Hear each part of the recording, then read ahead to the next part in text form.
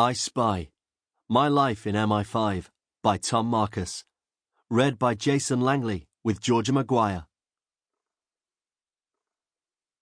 Prologue. It's the screams you hear first. There are men and women everywhere, from all walks of life, running, hiding, some frozen into petrified stillness. This isn't a normal scene in London, but it's one that is fast becoming anticipated. 06. More carnage as I see glimpses of bodies, the walking wounded and those who have already lost the fight. One or two people are recording what they can on their phones, handsets shaking uncontrollably. There's a flash of the three targets wearing what look like very crude suicide vests, stalking more prey. The armed police close in, running fearlessly towards the fight. 06. Right now, I know that MI5 officers will be reacting to a protocol designed to put every conceivable asset on the ground within minutes. Surveillance teams already on the ground will be redeployed. Those who had just finished and were at home with their families or somewhere desperately trying to switch off will be in their cars and with the teams immediately. The intelligence officers will be briefing the teams live on the radios, no time to bring them in. The operators in the teams, not just surveillance but the technical attack teams, the office geeks within Thames House, our cousins in Vauxhall Cross and the wobbly heads in Cheltenham, would be working together with one goal in mind: to stop the killers. 06, Roger, en route. The first shots ring out, and I know from the controlled manner this is almost certainly the police firearms officers. Over the past few years, due to the huge spike in the scale of terrorist activity and their capability, the counter-terrorism unit is now, without question, the best-trained police force in the world. Tonight, just south of London Bridge, they're proving it, as the echoes of gunfire continue to bounce around the buildings, a brutal counterpoint to the screams. My lungs spasm, gasping for air, as I realise I am frozen with my phone to my ear, waiting for an update from my team leader or the operations officer back at base. Breaking news here on Sky as what's being described as a terrorist attack in the heart of London.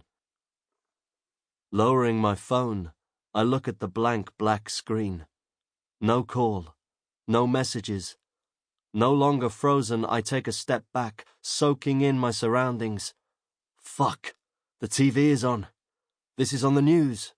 I'm not on the ground. I'm no longer in MI5. I'm not hearing my radio. It was an auditory hallucination. I've relapsed. Get out. Get out now. It's late at night and everyone in the house is asleep.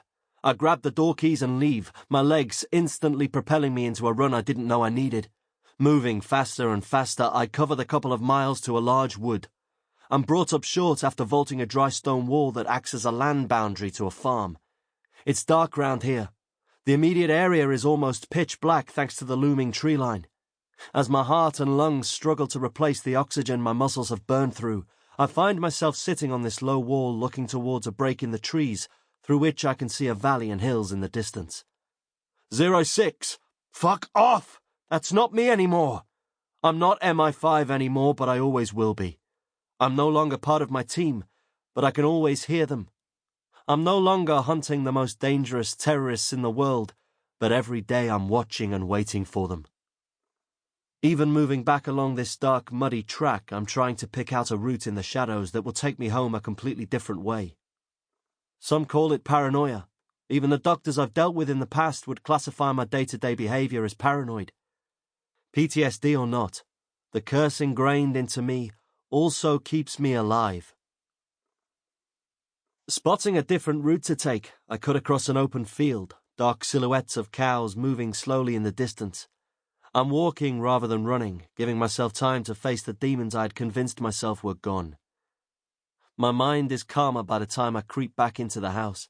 Resisting the urge to turn the news on, I strip out of my wet clothes and sit on the sofa thinking about the team.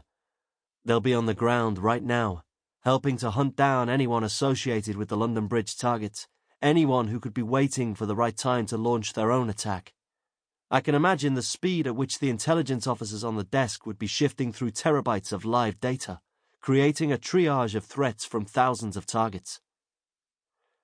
I can almost hear the radio transmissions.